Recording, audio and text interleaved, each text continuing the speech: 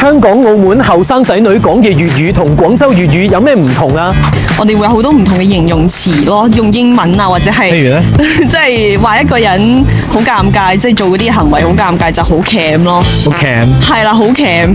有陣時就會用啲譬如話扯啊，去形容成件事好個進度好趕啊。仲有咩詞咧？可能仲有啲零尊啊，即係唔尊重人哋，即係你零尊我，一啲都唔尊重我嘅意思。零就係個程度嗰啲咯。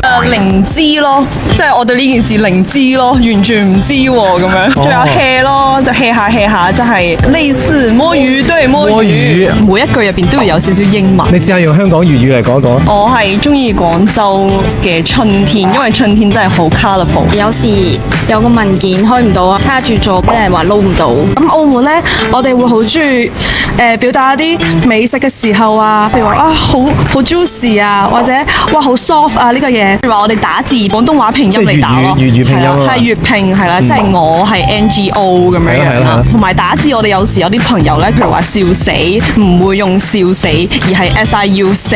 同埋香港人喺有啲字上面係好多懶音嘅，譬如話我嘅我係會話我咯，但係廣州人係會我咁樣我咯。那我愛你呢？即係我愛你咯。如果是廣州人呢？我愛你。哦，你聽得出區別嘅？係咁，如果你想表達好心情咁樣，咪我愛你。但係其實平時咧，我愛你媽咪咁樣。